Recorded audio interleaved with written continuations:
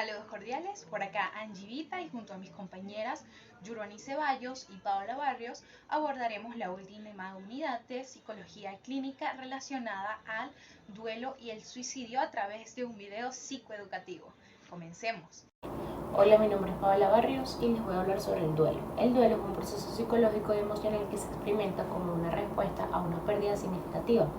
Según Freud, el duelo es una reacción natural ante la separación de un objeto amado, ya sea a través de la muerte, la ruptura de relaciones o la pérdida de algo preciado. El duelo no se limita únicamente a la pérdida de seres queridos, sino que también puede surgir en situaciones como la pérdida de empleo, la salud o la realización de un sueño. De esta manera impacta profundamente en la salud mental y emocional de los individuos. A continuación voy a mencionar las etapas del duelo. Primero, la negación. La negación es la primera fase en el camino del duelo y se revela cuando el individuo enfrenta la pérdida con incredulidad. Es como si la mente protegiera del impacto total de la realidad. Y suelen surgir frases como esto no puede estar pasando, debe ser un malentendido o él o ella volverá, solo necesito tiempo para asimilarlo. En este estado, la mente actúa como un escudo, filtrando la realidad dolorosa para que sea más digerible. La persona puede evitar discutir la pérdida o incluso evitar lugares y objetos que le recuerden al ser querido. Por ejemplo, un individuo que acaba de perder su trabajo puede rechazar inicialmente la realidad creyendo que la situación es temporal o que pronto encontrará una solución. O ante la muerte de un ser querido, alguien puede convencerse a sí mismo de que aún esta persona está de viaje o que volverá en algún momento. 2. La ira. La fase de la ira se manifiesta con frustración y enojo dirigidos hacia diversos puntos. La persona puede sentirse impotente y buscar culpables o culparse a sí misma. Podrían surgir expresiones como ¿por qué a mí?, ¿por qué ahora?, o esto no es justo. La ira puede materializarse de diversas formas, desde expresiones verbales hasta cambios en el comportamiento. La persona puede volverse más irritable, impaciente o reactiva a situaciones cotidianas. En el caso de la pérdida de un ser querido, alguien podría sentir rabia hacia el destino culpándolo por la injusticia de arrebatar a la persona amada. Por otro lado, en el duelo por el fin de una relación, la persona podría experimentar enojo hacia el excompañero o hacia terceros involucrados o hacia sí mismo por no haber hecho las cosas de manera diferente. Negociación. La etapa de negociación se inicia cuando la realidad del duelo comienza a hundirse y el individuo busca maneras de revertir la pérdida. Esta fase implica un diálogo interno o externo con promesas o intentos de negociar con fuerzas superiores. Ejemplos claros podrían ser expresiones como si tan solo pudiera tener más tiempo con él, haría cualquier cosa. O quizás si cambio ciertos aspectos de mi vida, todo volverá a ser como antes. En este periodo, la mente busca soluciones, ya sea a través de cambios en el comportamiento, en la rutina diaria o incluso en la relación con fuerzas divinas. Por ejemplo, ante la pérdida de empleo, las personas podrían comprometerse a trabajar más duro, mejorar habilidades o cambiar de carrera con la esperanza de asegurar un futuro laboral. 4. Depresión. La fase de depresión implica una profunda tristeza al aceptar la realidad de la pérdida. La persona puede sentirse abrumada por la ausencia del ser querido o por la pérdida de algo significativo. Surgen frases como siento un vacío que no sé cómo llenar, extraño su presencia y extraño todo lo que compartíamos. O por ejemplo, la tristeza me consume, no puedo dejar de llorar, siento que nunca volveré a ser feliz, cada día es una lucha, nada parece tener sentido sin ella, y este tipo de expresiones. Aceptación. La fase final implica la aceptación de la pérdida y la integración de esta realidad en la vida cotidiana. Aunque el dolor puede persistir, la aceptación facilita la construcción de un nuevo capítulo en la vida.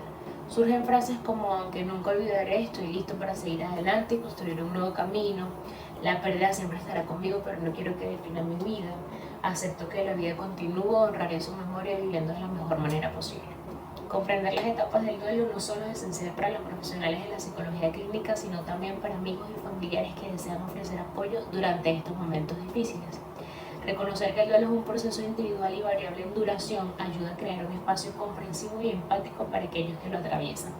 Además, entender las etapas del duelo proporciona herramientas valiosas para abordar adecuadamente las necesidades emocionales de quienes están en un proceso de duelo, destacando la importancia de un enfoque integral en el cuidado de la salud mental y emocional. Ahora bien, conversemos un poco sobre el duelo desde distintos enfoques psicológicos. De acuerdo a Dávalos 2008, el duelo desde la perspectiva psicoanalítica es la reacción emocional y psicológica que experimenta una persona ante la pérdida de un ser querido o un objeto importante como un ideal o una patria. Freud, en el año 1993, lo define como un proceso que implica la retirada de la libido del objeto perdido y la desvinculación de los afectos que unían al sujeto con este objeto, implicando así la elaboración de la pérdida y la adaptación de la realidad de que el objeto ya no existe más. De este modo, para el psicoanálisis es un proceso importante tanto individual como socialmente, por lo que se le dedica un rito desde las épocas más primitivas en todas las sociedades. Para Hill, en el año 2019, la terapia Gestalt considera el duelo como un proceso emocional, físico y mental que modifica el contacto con otros y consigo mismo. Su objetivo es conseguir que el recuerdo tenga una connotación positiva manteniendo un vínculo continuo con la persona con la que se ha perdido, lo que indica que las tareas del duelo se han desarrollado de manera saludable, adaptativa y creativa. En la terapia Gestalt, el duelo no se refiere a la pérdida por muerte, sino también a los tipos de pérdidas significativas como la pérdida de empleo o la ruptura con una pareja. Finalmente, Gutiérrez, Ortega y Benítez, en el año 2001, desde la perspectiva cognitivo-conductual, definen el duelo como aquello que consideran como una experiencia multidimensional que afecta no solo lo biológico y lo emocional, sino también las acciones privadas y públicas presentes en contextos específicos que están mediados por antecedentes históricos personales. En este enfoque, el duelo complicado se puede tratar mediante una intervención que combina técnicas conductuales y técnicas cognitivas con el objetivo de mejorar el afrontamiento emocional y disminuir los síntomas depresivos y ansiosos en pacientes que experimentan un trastorno de duelo complejo persistente. Abordemos el duelo desde otras teorías. El modelo propuesto por J. William Worden en 1984 aborda el duelo como un proceso que involucra a la totalidad de un ser humano, es decir, sus pensamientos, emociones y conductas, así como valores y significados. Ofrece una visión más completa y acertada del duelo y del doliente, sugiriendo que el duelo es un proceso normal y esperado ante una pérdida. Por otro lado, la psicóloga Elizabeth Kubler-Ross en 1972 propuso un modelo de duelo que se basa en 5 etapas. El primero es de negación, donde no se acepta la pérdida y hay una negación a enfrentarla. El segundo es la ira. Se experimenta gran ira, variable entre impotencia y rabia, hasta la frustración y el enfado. El tercero es la negociación. Es decir, negocia consigo misma a un ser superior para revertir la pérdida. 4 es la depresión.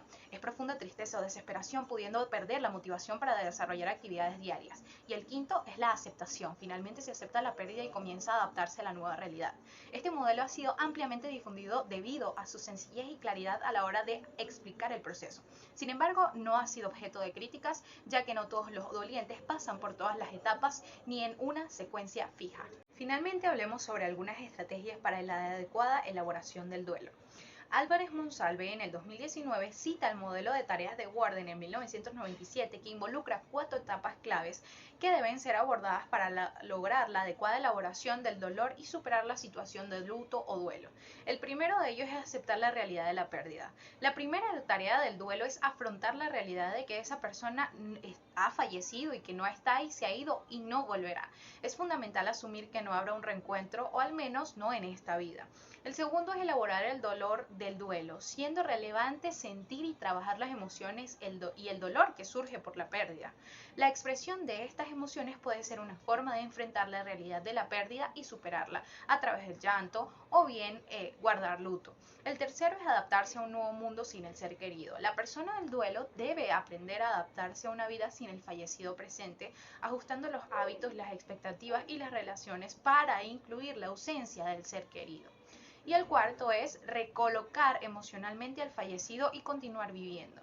La cuarta tarea del duelo es encontrar un lugar adecuado para el fallecido dentro de la vida emocional de la persona, recordándolo sin dolor, manteniendo relaciones sociales y generando nuevas relaciones de afecto sin sentir que se traiciona al ser amado. Recordemos que estas etapas son distintas para todos y todos vivimos el duelo de formas distintas. Buenos días, mi nombre es Yuroni Ceballos y yo les voy a hablar del suicidio. El suicidio se define como el acto de causar la propia muerte de manera intencional. Les vamos a hablar del origen patológico del suicidio. Este está muy relacionado con un neurotransmisor llamado serotonina, el cual se encarga de diferentes procesos fisiológicos del cuerpo, así como procesos cognitivos y algunos otros aspectos como el humor. Bueno, Vamos a empezar hablando de los aspectos neurobiológicos.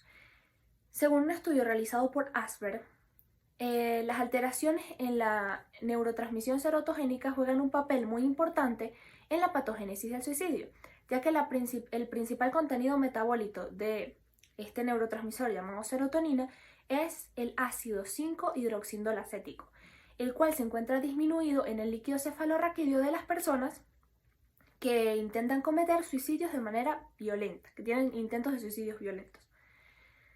Otro aspecto que podemos ver es las alteraciones en el receptor 5-HT, con subdivisiones 2A y 1A. Cuando ocurre un aumento de este receptor 5-HT2A, también ocurren alteraciones en la corteza prefrontal del cerebro y en el hipocampo. Estas estructuras participan en la integración de las emociones y en el manejo del estrés. Y estos aspectos pueden, cuando hay una alteración de estos aspectos, pueden haber conductas suicidas. Además, cuando hay un daño en la corteza prefrontal, ocurre una desinhibición conductual y hay mayor impulsividad. Hay un incremento de la impulsividad, lo cual puede llevar a cometer actos suicidas. Además, se sabe que el receptor 5-HT1A está muy relacionado con la ansiedad y la depresión, cosa que pueden llevar también al suicidio. Otro de los aspectos que cabe mencionar es el colesterol, ya que se sabe que las alteraciones o la disminución del colesterol en el cuerpo está relacionado con trastornos como la depresión mayor u otros trastornos psiquiátricos, cuales pueden producir o pueden llevar a un suicidio. Esto ocurre ya que cuando hay bajos niveles de colesterol en el cuerpo, se producen alteraciones en los receptores postsinápticos serotogénicos. Esto causa que disminuyan los niveles de serotonina en el cuerpo. Ahora vamos a hablar de las estadísticas actuales del suicidio. Según la OMS 2023, el suicidio es una causa de salud, es un problema de salud pública importante, ya que se registran alrededor de 700.000 muertes por suicidio anualmente en el mundo. En Venezuela se registraron en el año 2022 2.173 muertes por suicidios, lo cual da como promedio 7.7 personas por cada 100.000 habitantes. Esto es un número significativo, documentado por la OVB, que es el Observatorio Venezolano de Violencia. Se considera que Venezuela tiene una tasa de suicidio alto, sin embargo, está disminuido en los últimos años. Durante el año 2014 y 2018 se registró una tasa de suicidio bastante alta, lo cual coincide notablemente con la crisis humanitaria que vive el país, que se vio bastante acentuada, o sea, se documentó como muy acentuada durante esos años, entre el 2014 y 2018. En el 2018 se dio el pico de suicidio más alto, llegando a ser de 9.3 personas por cada 100.000 habitantes. Esto ha disminuido desde el 2018 hasta acá, sin embargo, este suele ser un tema bastante importante en el país. Durante el año 2021 y 2022 se registra un aumento significativo de suicidios en los siguientes estados: en el Distrito Capital, en Miranda y en Aragua, siendo la tasa de suicidio en el 2022 en el Distrito Capital de 7.6 personas por cada 100.000 habitantes, en Miranda de 6.3 personas por cada 100.000 habitantes y en Aragua de 4.3 personas por cada 100.000 habitantes.